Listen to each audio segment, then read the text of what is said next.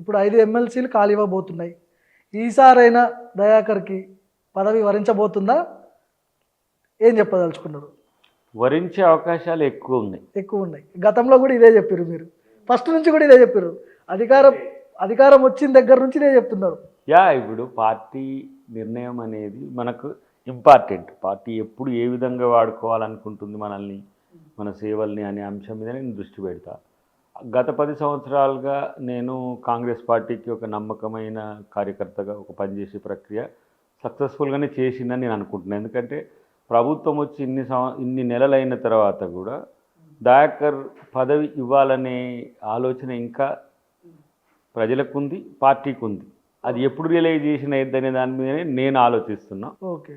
But ఈసారి అది ఎక్కువ పర్సంటేజ్ మనకు అవడానికి అవకాశం ఉంది. అది ఇంకో 10 రోజుల్లో తేలిపోతుంది కదా, పెద్దగా దాని మీద ఏం పెద్ద చర్చలేము. ఎమ్మెల్యే విషయంలో మీకు పార్టీ హ్యాండ్ ఇచ్చింది, ఇంకోటి ఎంపీ విషయంలో అదే జరిగింది.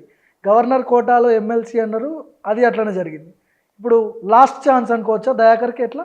ఇప్పటికి లాస్ట్, ఇది లాస్ట్ ఛాన్స్. ఇప్పటికి ఇప్పుడు ఈ ఇయర్కు ఇది లాస్ట్ ఛాన్సే ఉంటుంది. మ్యాక్సిమం కూడా ఇదే ఎండింగ్ పాయింట్. ఎమ్మెల్యే అప్పుడు ఆల్మోస్ట్ ఆల్ డిస్కషన్ అయిపోయింది, కానీ అధిష్టానం ఏంటి రిస్క్లో ఎందుకు నిర్ణయం తీసుకోవడం అనే ఉద్దేశంతో అది ఆల్టర్ చేసింది. ఎంపీ మనమేం అడగలేదు. తర్వాత మిగతా అన్నీ కూడా ఎమ్మెల్సీ, రాజ్యసభ ఇట్లాంటివన్నీ కూడా చర్చ జరిగినాయి. వాళ్ళు ఏది ఇస్తే బాగుంటుందని ఇంతవరకు ఏం నిర్ణయం తీసుకోలేదు. ఇప్పుడు నిర్ణయం తీసుకునే అవకాశమే నాకు కనబడుతున్నది. మీరు ఓపెన్గా చెప్పనప్పటికి కూడా నల్గొండలో ఉన్నటువంటి కొంతమంది కీలక నాయకులను మీరు దూషించడం వల్లనే దయాకర్కి ఈ స్టేజ్, అంటే ఇంతవరకు కూడా పదవి దక్కలేదనే విమర్శలు, చర్చ ఉంది. నిజమా కాదా అది చెప్పండి మీరు. నిజమా కాదా అనే విషయం నిగ్గు తేలుతుంది కదా రేపు.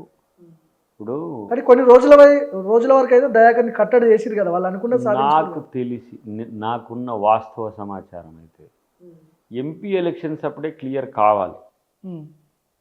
కానీ అప్పుడు ఏమైంది, మేజర్గా 2 మాల ఎంపీస్ ఇవ్వడం జరిగింది. తర్వాత 3rd కూడా నాకు ఇవ్వాలనే దాని దగ్గర దాన్ని ఇప్పుడు వద్దనే నిర్ణయం జరిగింది. ఎందుకంటే ఫస్ట్ నాకే అనే ఆలోచనతో ఉన్నప్పటికి కూడా ఎలక్షన్ కమిట్మెంట్స్ ఉన్నాయి. ఓకే. అప్పుడు మన వివేక్ గారి తనయుడు మన వంశీకి ఇవ్వాల్సి వచ్చింది. అప్పుడు ఎలక్షన్లో వాళ్ళు జాయిన్ అయ్యేటప్పుడు పెద్దపల్లి కూడా అని పిసిసి గారు, ఇప్పుడు ముఖ్యమంత్రి గారు, ఆయన వాదా ఇచ్చిండు కాబట్టి డెఫినెట్గా దానికి చేయాల్సి వచ్చింది. మల్లు రవి గారిని ఇంకో ప్రత్యామ్నాయం చూద్దామనే క్రమంలో ఆయన నేను ఎంపీ చేస్తా అన్నప్పుడు ఆయన పెద్దలు కూడా అందరూ అంగీకరించారు. 2 మాల ఆయన. పెద్దపల్లి విషయంలో ఇంటెన్షనల్గా ఇవ్వలేదనే చర్చ ఉంది. ఎందుకంటే వివేక్ ఆల్రెడీ ఎమ్మెల్యేగా ఉన్నాడు, వాళ్ళ బ్రదర్ ఎమ్మెల్యేగా ఉన్నాడు, ఇంకొక పదవి అవసరమా అనే ఇది కూడా వచ్చింది. బట్ అది ఎలక్షన్ ప్రామిస్ అప్పుడు పిసిసి గారు చేసిందని అప్పుడు. ఓకే. సో అందుకనే వరంగల్ కూడా 3rd మాలని అయితే మాదిగ కమ్యూనిటీకి కూడా మనం మామూలుగానైతే 2 మాదిగ 1 మాల జనరల్గా నడిచే ఈక్వేషన్స్. లేదంటే ఒక నేత కానీ 1 మాల 1 మాదిగా ఉంటుండే.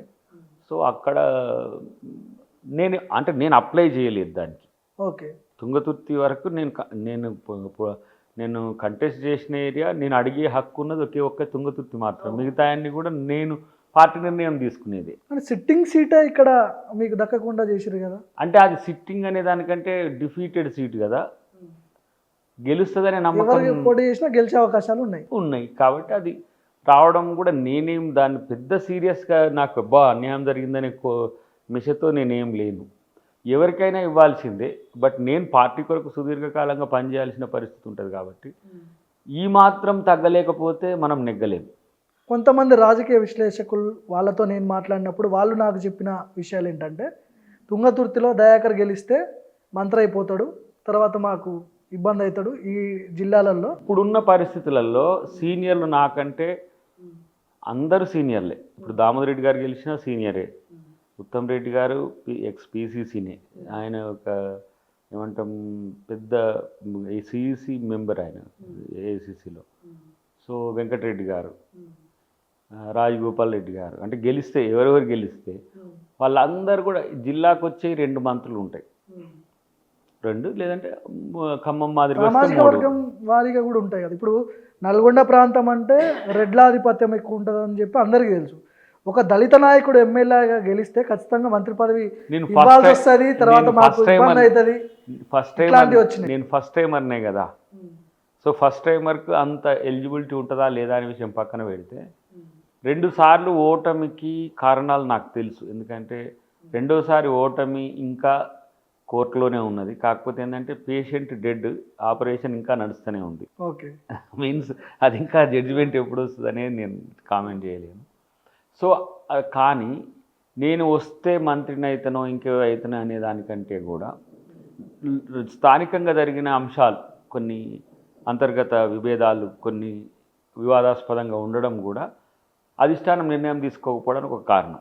ఓకే, ఎందుకు రిస్క్లో దయాకర్ని పంపిస్తే 3rd టైం కూడా ఫెయిల్యూర్ అయింది అనుకో, సో ఫెయిల్యూర్ లీడర్ కింద ఉంటారు కదా, నా మేలు చూసే అధిష్టానం ఈ నిర్ణయం తీసుకొని నన్ను ఆపింది, నాకున్న అంచనా. కానీ కాంగ్రెస్ పార్టీ ఎవరు ఊహించని అటువంటి వ్యక్తులు ఎమ్మెల్యేలు చేసింది. మొన్న కేసీఆర్ మీద ఉన్న వ్యతిరేకతనో లేకపోతే కాంగ్రెస్ పార్టీ మీద ఉన్న నమ్మకం, మార్పు అయితే కావాలనుకున్నారు. అట్లాంటి వ్యక్తులు, ఎవరు ఊహించని వ్యక్తులు ఎమ్మెల్యేలు చేసింది. ఆల్రెడీ 2 సార్లు కంటెస్టెడ్ ఎమ్మెల్యే మీరు ఎట్లా అనుకున్నారు అట్లా 3rd టైం ఫెయిల్ అయిపోతున్నానని?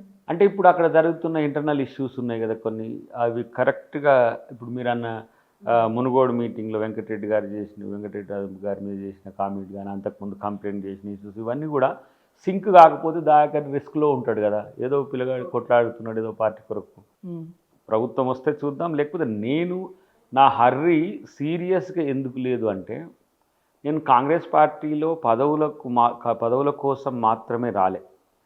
ఫక్త్ పొలిటీషియన్గా నాకు ఇది ఇస్తేనే నేను పార్టీకి పనిచేస్తాను రాలే. నేను తెలంగాణ మూమెంట్ కంప్లీషన్ తర్వాత నేను జబ్బకు సంచి కింది వేసే రోజులు వచ్చినాయి. ఆ టైంలో సోనియా గాంధీ గారు అందరు ఓపెన్ ఇన్విటేషన్ ఉంది. ఆ రోజు జేఏసీ నాయకులం అందరం పోయిన రోజు, కొంతమంది బీఆర్ఎస్కి పోయిండ్రు, మేము కాంగ్రెస్కి రావాల్సి వచ్చింది. ఓకే, ఎందుకు రావాల్సి వచ్చింది అని అంటే, ఆ రోజు బీఆర్ఎస్తో పబ్లిక్ టీఆర్ఎస్తో అనుకూలంగా ఉన్న వాళ్ళు అటు జాయిన్ అయ్యిండ్రు. ఓకే, బీఆర్ఎస్ నుంచి కూడా మీకు ఆఫర్స్ వచ్చినట్టున్నాయి అప్పుడు? ఆఫర్స్ అని అంటే నాకు తెలిసి కొంతమంది మిత్రులు ప్రయత్నం చేసిండ్రు, కవిత గారు కూడా చేసిండ్రు, కానీ నన్ను రమ్మని ఏం రాలేదు. నేనైతే అడగలేదు. వాస్తవానికి తను అడగలేదంటే ఏదైనా అహంభావపూరితంగా కాదు. నేను మిగతా వాళ్ళందరూ బీఆర్ఎస్లో చేరాలనుకున్నప్పుడు నన్ను 2-3 కూడా పెద్దోళ్ళు అడిగిండ్రు, మీరు కూడా జాయిన్ అయితే బాగుంటుంది అని. అంటే నాకు వాళ్ళని పిలిచిండ్రేమో కానీ నన్నేం పిలవలేదనే ఉద్దేశం ఒకటి. రెండవది కొంత కమ్యూనికేషన్ గ్యాప్ ఉంది కాబట్టి నేను అటు జాయిన్ కాలేకపోయినా.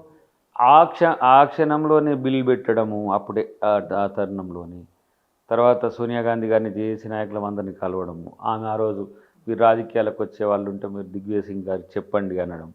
మళ్ళీ దిగ్విజయ్ సింగ్ గారు హైదరాబాద్కి వచ్చిన తర్వాత జేఏసీ నాయకులను పిలిపించింది. మళ్ళీ మీరు ఇంట్రెస్ట్ ఉన్న వాళ్ళు నాకు ఒక లిస్ట్ తయారు చేసేయండి, ఎక్కడ కంటెస్ట్ చేస్తారు, లేకపోతే ఎట్లాంటి పోస్టులు మీకు కావాలని అన్నప్పుడు మేము సుముఖతను తెలియజేసినాము. దాని తర్వాత అది ఓవర్ సబ్జెక్ట్ అయిపోయినాక ఎలక్షన్స్ టైంలో మళ్ళీ నన్ను దామోదర్ రాజనరసింహ గారు పిలిచి మీరు జాయిన్ కావాలి అని చెప్పి అంటే, నేను అప్పుడు కాంగ్రెస్ పార్టీలో వితౌట్ కండిషన్ జాయిన్ అయినా. నేను వితౌట్ కండిషన్ అసలు ఏది కూడా.